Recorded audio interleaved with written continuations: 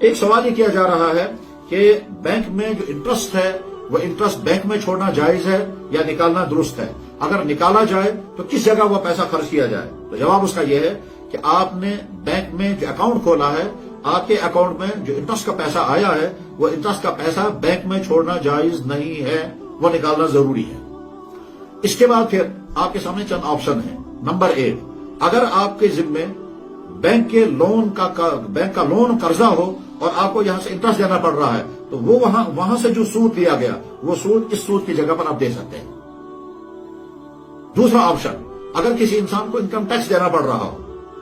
یا اسی طرح کا کوئی دوسرا ٹیکس دینا پڑ رہا ہو تو اس ٹیکس کی جگہ پر یہ انٹرسٹ کا پیسہ دینا درست ہے۔ البتہ انکم ٹیکس میں دے سکتے ہیں، سیل ٹیکس میں نہیں، کیونکہ سیل ٹیکس میں دکاندار کسٹمر سے پیسہ لے لیتا ہے۔ اب دکاندار نے کسٹمر سے سیل ٹیکس کی رقم لے لی اور یہاں سے وہ سود کا پیسہ دے گا تو یہ جائز نہیں ہوگا۔ سیل ٹیکس میں انٹرسٹ کا پیسہ دینا درست نہیں ہے۔ انکم ٹیکس اور انکم ٹیکس کی طرح جو دوسرے غیر شرعی ٹیکس ہیں، یعنی وہ والے ٹیکس جو اسلام نے مسلمان پر نہیں حکومت نے لگائے ہیں، ان ٹیکسوں کی جگہ پر انٹرسٹ کا پیسہ دینا بالکل درست ہے۔ اور اگر یہ والی جگہ بھی آپ کے پاس نہیں ہے تو تیسرا آخری حل یہ ہے کہ کسی غریب سے غریب تر انسان کو سود کی یہ رقم دے دی جائے اور نیت یہ کی جائے کہ یا اللہ یہ سود کی رقم میرے ہاتھ میں آ گئی، میں اس کو ضرور استعمال کرتا اگر آپ نے اس کو جائز رکھا ہوتا، چونکہ آپ نے سود کی رقم استعمال کرنا حرام کر دیا ہے، اس لیے آپ کے حکم کی تعمیل میں اس حرام پیسے کو اپنی ذات پر خرچ نہیں کروں گا، آپ کے حکم کی تعمیل میں اس حرام پیسے کو باہر نکالتا ہوں اور ایسے بندوں کو دے دوں گا جو بندے بہت زیادہ مفلوق الحال اور کمزور ہوں، ان کو یہ پیسہ دے دیا جائے۔ اس کے لیے ثبوت کیا ہے؟ جناب رسول اکرم صلی اللہ علیہ وسلم کو ایک خاتون نے دعوت کی اور اسے بکری ذبح کرائی، اور وہ خاتون نے بکری ذبح کرانے کے بعد جب گوشت آپ علیہ السلام کی خدمت میں پیش کیا تو آپ نے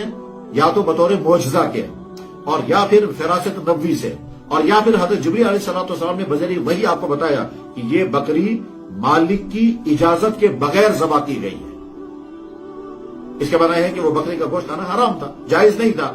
کسی اس خاتون نے اپنی پڑوسی عورت سے بکری مانگ لی ہے، پڑوسی عورت نے وہ بکری اس کو دے دی، حالانکہ اس نے اپنی شوہر سے اجازت نہیں لی تھی، تو مالک کی اجازت کے بغیر بکری ذبح ہوئی ہے اور وہ ذبح شدہ بکری آپ علیہ السلام کی خدمت میں پیش کی۔ آپ علیہ السلام نے فرمایا اس کو قیدیوں کو کھلا دو، غریبوں مسکینوں کو کھلا دو، اور آپ نے وہ تناول نہیں فرمایا۔ اس حدیث کی بنیاد پر علماء نے اجتہاد کر کے یا قیاس کر کے فیصلہ یہ سنایا ہے کہ ہر وہ حرام پیسہ جو ہم اپنی ذات پر خرچ نہیں کر سکتے اور وہ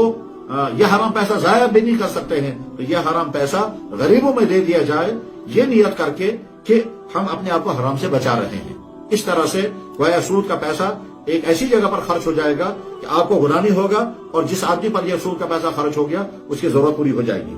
ہمارے معاشرے میں بعض مستحق افراد بہت ہی زیادہ مفلوق الحال ہوتے ہیں، مثلا کوئی کڈنی فیلئر ہے، مثلا علاج معالجے میں بڑی رقمیں خرچ ہو رہی ہیں، مثلا اس کو سٹنٹ ڈالنا ہے،